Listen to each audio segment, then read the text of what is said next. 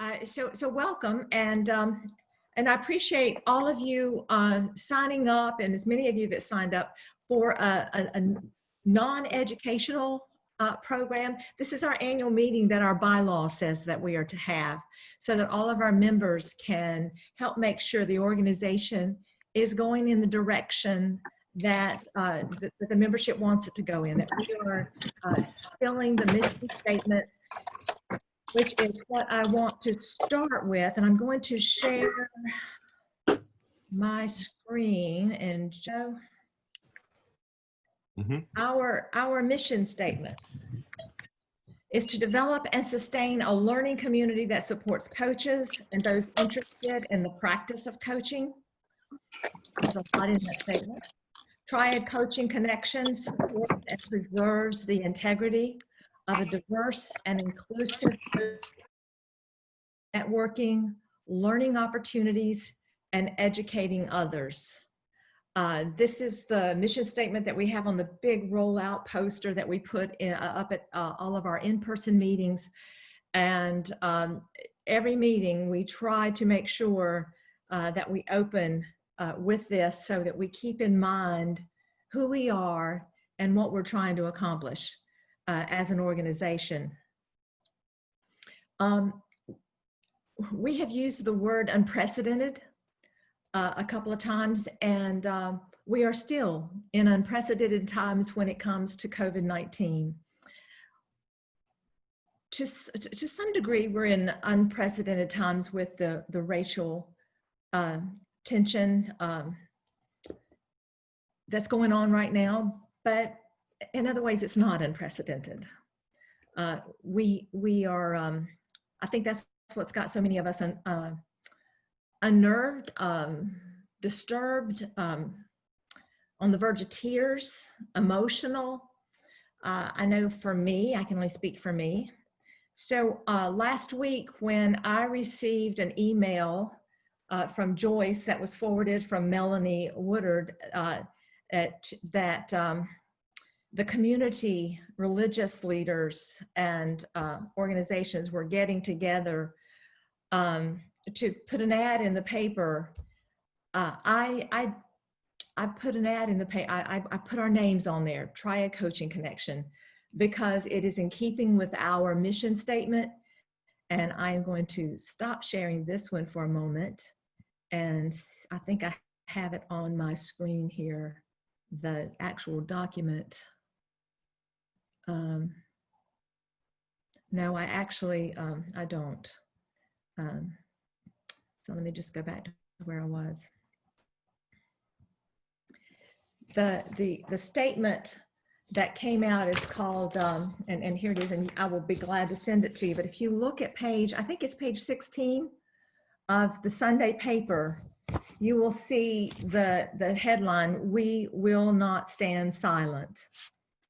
And to read through just parts of this, in the end, we will remember not the words of our enemies, but the silence of our friends, said Reverend Dr. Martin Luther King Jr. The only thing necessary for the triumph of evil is for good men and women to do nothing, said Edmund Burke.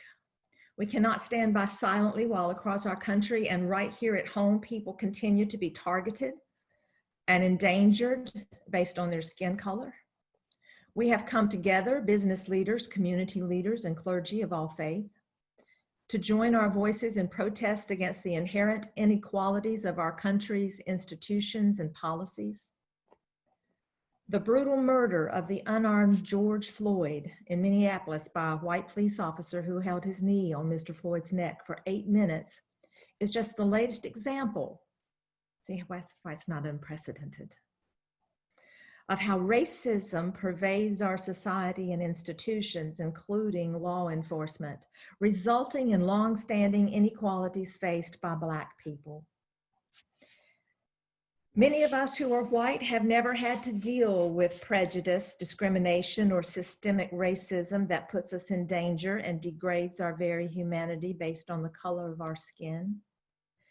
But it must be called out for what it is, racism, plain and simple. We all want to live in a society where our families are secure in their homes and have enough to eat, a quality education, good medical care, the opportunity to succeed in life, and can rely on the police to protect us, not abuse us. No one should be denied these basic human needs because of the color of their skin. We must take steps to rectify these wrongs. It goes on to talk about in bullet points, what we stand for. And I do hope you'll take time to read that. And if you would like to send me a chat to send you a copy of this document, I would be more than happy to do so. We're in good company. It's a pretty impressive list of just by mere number, not necessarily names on there, but by the number of people who were standing. We will not stand silent. I've been agonizing over the weekend trying to figure out what to say, and all I can say is what I feel, and sometimes it's best that I not say what I feel, because words don't always come out just right. One of the things that I have found to be of comfort is to start a conversation with my neighbors. I live in a multiracial neighborhood, and we've been out talking, and it's been so enlightening to have the conversations. So I encourage each of you to not stand silent, no matter what your race or your religion, but to start the conversation. And I also found a model that helped me in that conversation, and some of you may be aware of, and now I will stop sharing this one again. You may be aware of Susan Sink's model that came out, several years ago, How Not to Say the Wrong Thing. I'm asking the question with everybody on mute. Have you seen this before? This model is really pretty neat. I'm not sure if I can make this any bigger. Yeah. She talks from the standpoint of where you are in the circle depends on whether you should comfort in or dump out. And again, I'd be glad to share this with you. It was printed in the LA Times this week. But as an example, it's not a racism example, but it helps to teach the model. When Susan had breast cancer, we heard a lot of lame remarks, but our favorite came from one of Susan's colleagues. She needed to visit Susan after surgery, but Susan didn't feel like having visitors, and she said so. Her colleague's response, well, this isn't just about you. It's not, Susan wondered. My breast cancer is not about me, it's about you. The same thing came up when our friend Katie had a brain aneurysm. She was in intensive care for a long time and finally got out and into a step-down unit. She was no longer covered with tubes and lines and monitors, but she was still in rough shape. A friend came and saw her and then stepped into the hall with Katie's husband, Pat. I wasn't prepared for this, she told him. I don't know if I can handle it. This woman loves Katie, and she said what she did because the sight of Katie in this condition moved her so deeply, but it was the wrong thing to say. And it was wrong in the same way that Susan's colleague's remark was wrong. Susan has since developed a simple technique to help people avoid this mistake. It works in all kinds of crises, and she calls it the ring theory. The basic premise is if you put the aggrieved or the afflicted in the center of the circle. For example, when I was talking to my African-American friend, Anne, the other day, I placed Anne in the circle. And then I found where I am, which ring of these circles am I, and anywhere but the center, I am only supposed to give comfort in. Now, if there's someone else in the conversation that's on an outer ring, so like in the next ring would, like the ring next to if Susan were in the middle and or Katie was in the center and her husband Pat would be the next ring out. And then the person that was doing the talking here would be a ring beyond that. if you're talking to someone in a ring closer to the center, you're only to provide comfort, empathy. The only time you can dump out and say how uncomfortable you are is when you're talking to someone on a further circle from that. I think this is a beautiful model, and it has helped me. The article has the rules.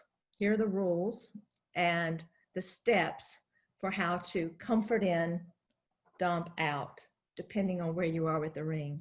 So if you would like a copy of this, I'll be more than happy to share it with you. Knowing what to say and what not to say is extremely important. So all of this is what I've been thinking about this entire weekend as I look at our meeting this morning, and I am prepared to present to you our 2020 Board of Directors.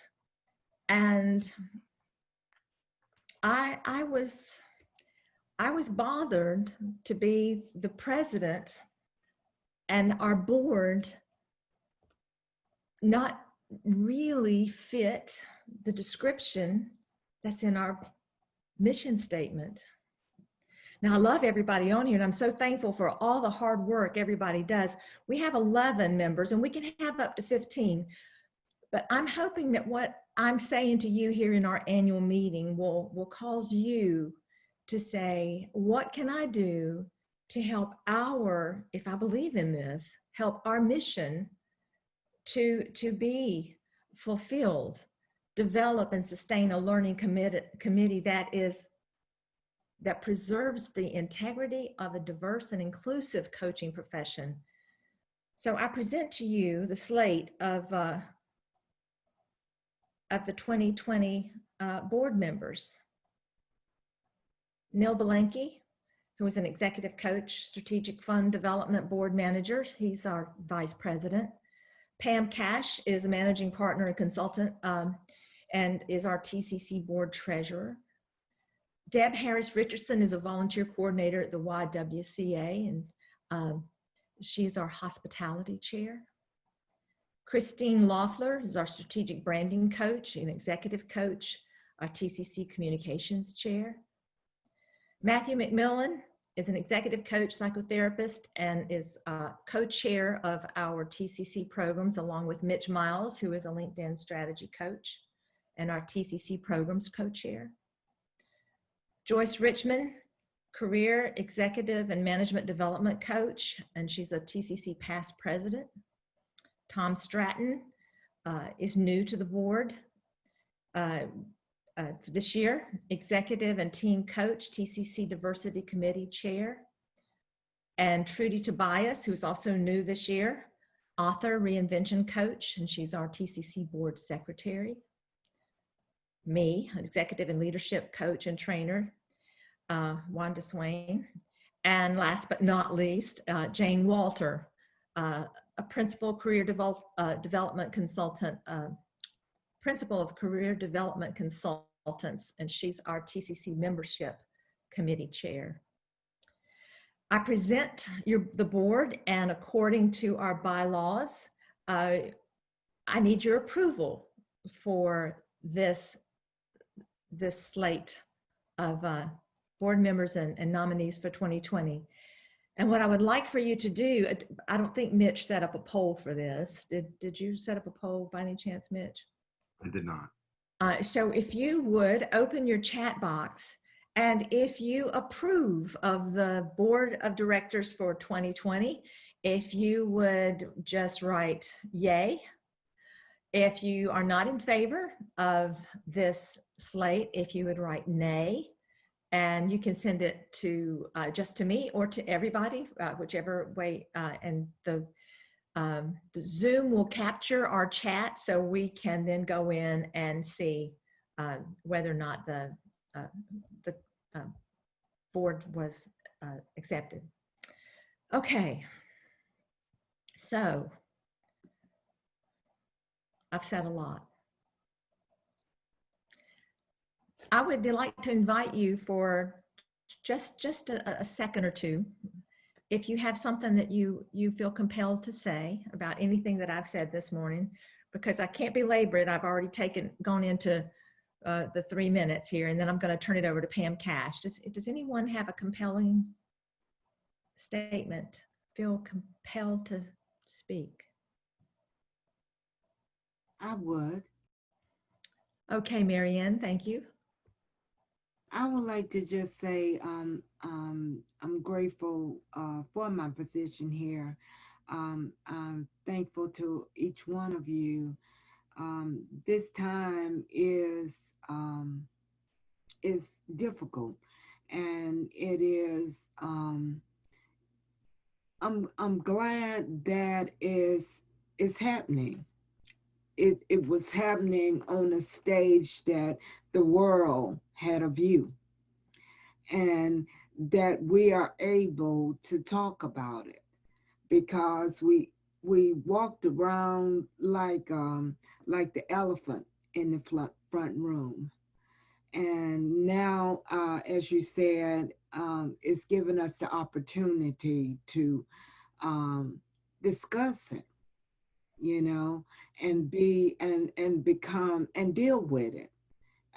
As a people, I'm thankful for the millenniums and the Gen Xers that are making their voice and taking statement and um, in the streets with their signs, and I'm very thankful for this time because it has been happening, and I'm just thankful that it's happening and we are able to talk about it. Thank you, Marianne. I really appreciate that. I wish I could have all of us speak, but that was perfect, and I hear you, and I thank you for that. Pam, would you give us a quick treasurer's report? Um, Yes, I'm assuming that I can share my screen. should have a green button at the bottom. Yep. Yep. You should be able to. So, membership, we have actually, as of this morning, we have 76 members. I got a renewal this morning, so 76. So we've been holding pretty steady over the past couple of years in terms of membership. I do want to let you know that we do provide community support through TCC, and one of that is through our service. We do provide coaches to the executive, that should be Executive Leadership Academy, I believe, ELA, which is through the Guilford Nonprofit Consortium. And then we also, with the COVID crisis, started doing some pro bono coaching through Guilford Nonprofit Consortium member organizations. We have provided some financial support to the Women's Resource Center, which is where we have been meeting when we were able to meet face-to-face. We have in the past provided, or in the recent past, provided support to the International Civil Rights Conference Center and Museum, the Industries of the Blind, Second Harvest Food Bank, and then the Greensboro Relief Fund. Currently, our balance in the checking account is $12,850. If anybody has questions, I'm happy to answer. Thank you so much for that, Pam. I wanted her to share that before we get into our groups, because what I want you to do, am I still, oh yeah, I want to make sure I wasn't muted. What I want you to do when you're in these breakout groups is let your voice be heard in the topic that you're there for. So get the thinking caps on. When you brainstorm, we go from the ridiculous to the sublime, and we have two either board members or I think there's just one non-board member that's in it. Ronnie Graybon has offered to step in with the board to run these breakout groups. One's going to scribe and capture the information as the other one leads the discussion. So let's talk about what we want this next year or 2 or 3 to be like for TCC. What do we want to accomplish?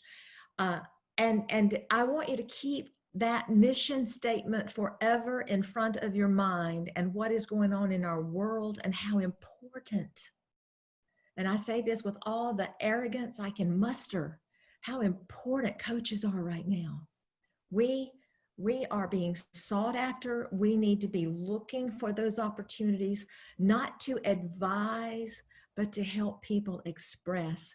I'm working on my emotional intelligence certification right now, and attended a couple of webinars last week on emotional intelligence, specifically around racism in America. And it is so important that we help people tap into emotional intelligence and to understand how to appropriately express their feelings, and how important it is to express their feelings and appropriately, and also to connect with other humans. So as we go into these breakout rooms, I'm going to turn it over to Mitch, who will set the stage.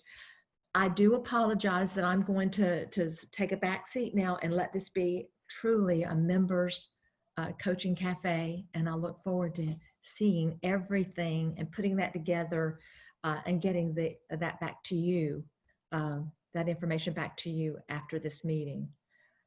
Mitch? Thank you, Wanda. You're so welcome. Thank you. Thank you. So I want to mention something that was discussed a little earlier as well before we jump in our groups, and that is that the majority of the board met last week as our hearts were just full in relation to what is going on in our world and what's going on in our neighborhoods and down the street in our hearts. And so the program committee is really working on a forum for all of us to be able to express and to be heard and to just come together. You know, yes, echo and double echo Wanda's words, the importance of us coaches right now, and just being there for one another as people lean on us and as people need us, that we need each other. And so we're working on maybe a one-off, a two-off, you know, just to invite all of you back to a Zoom meeting where there's really not much of an agenda, but that we can encourage, we can love one another, and just be there for each other as a coaching community. And so to be continued. As for today, we're going to break out into 4 different groups. Wanda mentioned there'll be a leader of the group, and then there'll be a scribe of the group. And so what you'll do is you'll just stay put. We're going to try this. So you're going to stay put in the same group for the entire time. And then what I'm going to do is I will be moving around the leaders. So I'll be moving around the discussion leader. So you won't, hopefully you will not have to do anything, but just sit there, contribute, be great listeners, as I know you are, and participate. And then every 20 minutes, we're going to switch. So at let's say around 9:50,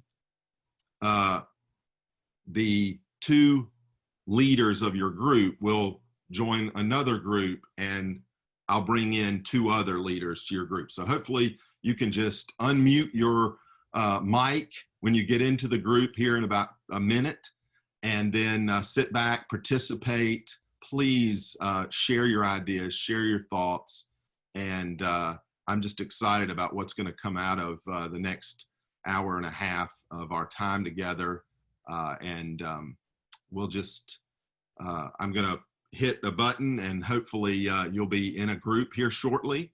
If you're not, you'll probably be in a group with me, and then I will direct you into a group eventually. So, all right, hopefully this will go a little easier than the login did this morning. So I will see you shortly. I was going to say, we had a topic that came up right at the end of one of our sessions, and I'm not sure it got captured. May I toss it out to you? Absolutely. Okay. We talked about, with the pandemic, 2 issues that seem to be front of mind for people who we might be coaching. One is just the huge change in our work worlds and workspace. And for example, do I want to stay at home, but my boss is saying I have to go back to work? and transitioning to being on Zoom calls with our clients instead of in person. That whole thing is huge. And then Linda Heyman brought up the conflict they're having more within their own families, and I'm having this as well around safety measures. And are you taking unnecessary risks that I don't want you to take? And that is huge. I think we could talk about that for an hour or longer. And I wonder if that might be part of one of the breakout sessions or something, how we're navigating that and how we can help our clients. For example, I have a college student who doesn't want to be kept in and who I usually don't tell what to do, but he's now living with us. And then I have younger kids who are seeing him be able to go and have play dates, if you will, but they're not supposed to, or they have to stay outdoors with their friends. And then anxiety comes into play. My younger son is very anxious, and he doesn't even want us like going, say, to public places like the swimming pool. And it's just really tough to navigate it. Yes. I hear you incredibly loud personally. Yeah. And we're struggling with that very same thing as a family. Yeah, and then their grandparents too. Linda mentioned, you know, her elderly dad, and we're hoping to take our regular vacation with extended family who we haven't seen, but we don't want to be the ones to bring the bad germs, and yet my kids are employed, so we may be that person. And how do we navigate that? Do we get a hotel room? Do we not go? Mm-hmm. Yeah, that's also something that I've been thinking about. And you know what, this does something that I've been discussing with friends, not coaching people, but being socially conscious. Like I would have normally gone to participate in protest, and yet it's COVID is going on, right? So which socially conscious thing do I want to do? Right. Thank you, Trudy. That's true. And I wanted to add, I didn't say this in our group, but an underlying issue, and we don't always come to this in coaching, but there's so much grief and loss that to not address that in a coaching session, for me, feels irresponsible right now. To not ask where people are with their losses and sadness and any other of those, I'm going to call them sometimes hidden emotions that impact our day-to-day living. Yeah, that's a great point. And I would add to that, not only grief for people, but over things that we've lost and events that we've lost. Yes, yes.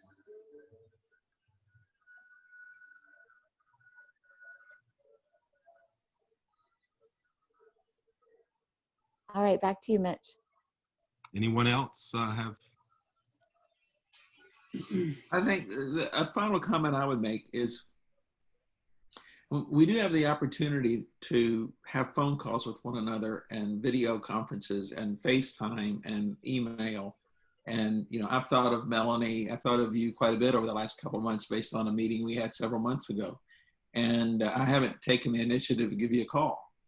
But, I mean, we have the technology. There's no reason for us not to share our griefs and sorrows and worries with one another. Thank you, Tom. One last thought real quick. I am seeing a lot of despair out there from those who were out of work prior to COVID-19. And now it's like a double whammy. Mm-hmm. And I just wanted to throw that out there to all of our experts, because, you know, I see it every day, every week. And it is a part of grieving and loss. It's just being prolonged and is very discouraging. I mean, people are losing their homes. People are going bankrupt, and you never hear it talked about. And I just think it's something that we all need to be sensitive to in our practices. Damien, this is Jen. Thank you for that good word. And I also want to encourage you in your continued recovery from pneumonia. That sounds serious, and I applaud you for being up and working on this. It's an important passion area that you have. And I do feel so much for people who are out of work. I picture it, it could feel like you're already in a pit, but then all these other people are joining you in the pit. And it's scary because there's a limited number of jobs and you may feel like you're getting buried farther down than you were. Absolutely. And the longer they're out, the harder it is for them.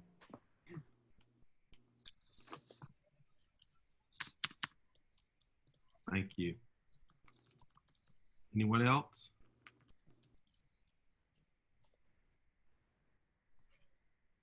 Just so you know, I've captured the last comments that we've been saying as a group. I've captured it. So Great. Thank you so much, Trudy. And I have recorded this portion as well.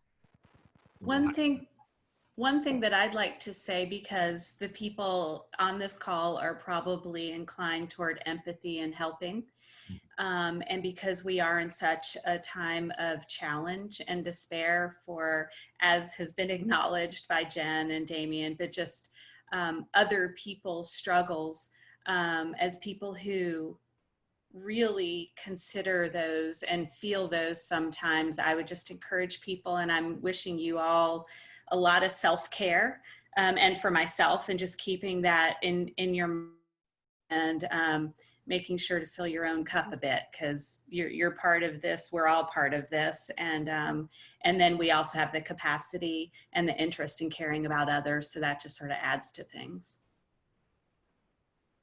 Very well said, Michelle. Thank you. Yeah, Michelle, I agree with you. And it ties in with that session we had on the Enneagram a few months ago, back when we were meeting in person. Many of us fell in Enneagram number 2, which is the caregiver, and we need to take our oxygen first. A great reminder. And I think it's just important to be aware when you're out there. I mean, I'm on week 14, and my pneumonia, bacterial pneumonia, couldn't figure out where it came from. It wasn't lack of self-care, and at one point they thought it was COVID. My point being, building on what's being said, I mean, it is important to take care of yourself the very best you can, and practice the best practices for COVID, because I'm worried that there's going to be a second wave in the fall. And in many places where I go, people don't care. I mean, and you walk around and you have your mask on, and 99% of people don't. So, you know, it's good to see everybody, and great to have this fellowship. Hope to see you all next month. And Miles, I think you could land all of us on a aircraft carrier. Well, I don't want to try. Great. Wanda has joined us right there. I see Wanda. Do you have any parting words for us? No, I've enjoyed the last session of the part of this that I was able to hear. I was with a group on emotional intelligence, and that self-care comment has come up even in that other group that I had, because, you know, this is we do need to take care of ourselves and forgive ourselves, right? Don't be so hard on ourselves on different things, because it's a tough time. Thank you all for being here today. And reach out if there's anything I can do for you. Okay, great. I want to go ahead and close this out, and we will be back in touch.